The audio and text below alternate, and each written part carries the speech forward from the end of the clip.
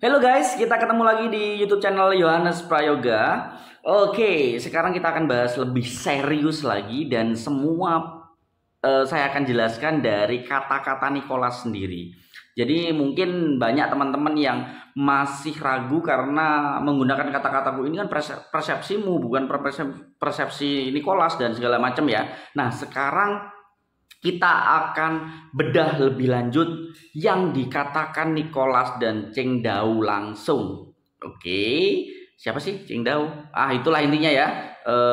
Sama Nicholas langsung. Nah, ini di interview P Network podcast interview of Crypto 101 with P Founders. Nah, apa aja catatannya? Nah, catatannya sudah saya kasih di catatan per menitnya dan apa yang dibahas, dan kita akan cari tahu lebih banyak. Mungkin nanti kita akan bahas satu persatu ya. Jadi kalau semuanya nggak akan cukup, ini ada 30 menit soalnya. Jadi kita akan bahas per poin-poin pentingnya. Contoh sekarang kita akan bahas sebenarnya P Network dibuat karena apa dan tujuan utamanya gitu ya. Tujuan utamanya itu buat apa? Nah ini ya di menit ke 038. Oke, sekarang kita mulai ya di menit 038. Oke, dari sini 032 ya. Oke, pertanyaannya begini. Nice. And why start Pi Network? What was the grand vision that really got you guys to say, you know what, we're going to dedicate the rest of our lives to this project? Well, untuk apa membuat Pi Network dan grand design-nya itu seperti apa? Ini jawabannya dari Cheng Dao. Oh, Cheng Dao apa siapa ya? Ya wis itulah ya, Cheng Dao. Bentar. Pi Network was started combining all our academic and personal interest. Nicholas is a hardcore computer scientist with expertise in distributed system, which is a precursor to one big component of blockchain. And I myself is a social scientist. So with the second half of my PhD doing human-computer interaction, that's where Nicholas and I collaborated on multiple research projects, studying how to build computer systems to scale and to be used easily by humans. So at the time that, when we were at Stanford exploring with the students, building decentralized applications, we've noticed that in the industry there is a big problem of a lot of technology, but there is no good enough social network in order to build decentralized applications that allows a typical required process such as user iterations.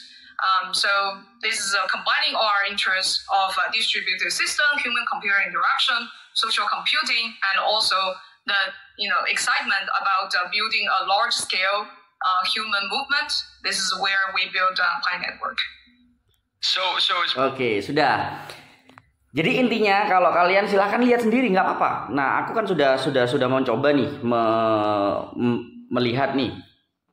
Aku sudah ngerti. Jadi untuk Nicholas itu memang fokusnya dia ke cryptocurrency atau kriptografi sebagai sistem komputer. Dan si Cheng Dovan itu fokusnya adalah ke sosial media, bagaimana menggabungkan itu. Sehingga mereka memiliki keinginan grand design Pi Network adalah sebagai, karena mereka sama mahasiswanya itu melihat, oh kok tidak ada ya sosial media yang bergabung dengan cryptocurrency. Gimana kalau kita buat sosial media baru ya, kalau dia bilang adalah jaringan sosial atau media sosial baru yang berbasis blockchain.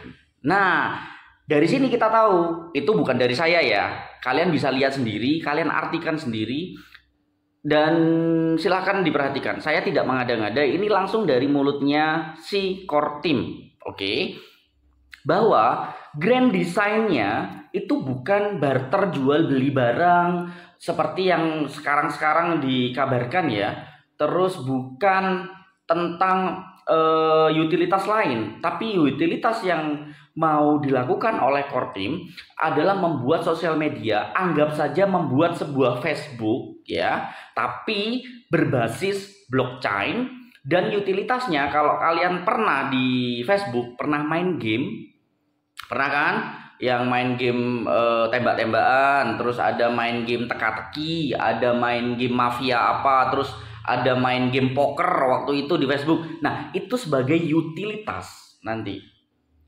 Tapi kan Facebook tidak bergabung dengan blockchain atau tidak ada sangkutnya sama blockchain. Nah, P-Network Core Team menginginkan sebuah aplikasi sosial media yang nantinya akan membuat sebuah media sosial berbasis blockchain. Dan bisa disimpulkan bahwa Fireside adalah sosial media yang sedang dia bangun sebagai utilitas. Nah, di dalam utilitas itu Core Team sudah membuat pie of map untuk satu utilitas penting. Berikutnya adalah diserahkan kepada Pioneer untuk membuat utilitas apa, gitu ya. Jadi bisa dipahami ya, grand design-nya. Ini bukan dari saya. Saya cuma menjelaskan ulang dengan apa yang dia jawab. Oke. Jadi kalau nanti sampai akhir poin ya, di menit terakhir, 20 menit terakhir YouTube interview ini masih disalahkan, ya silahkan salahkan Core Team, bukan saya.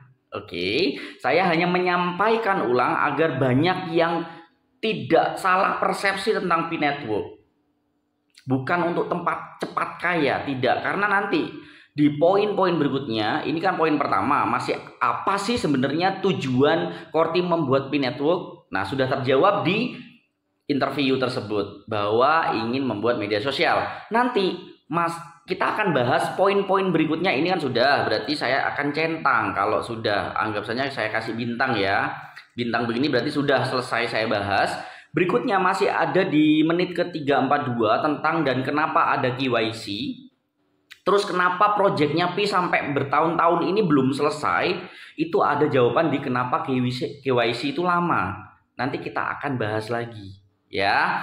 Oke, gitu aja. Jadi next, lanjut ke part selanjutnya tentang interview bersama Nicholas dan Cheng Daofan. Bye-bye. Semoga menambah wawasan.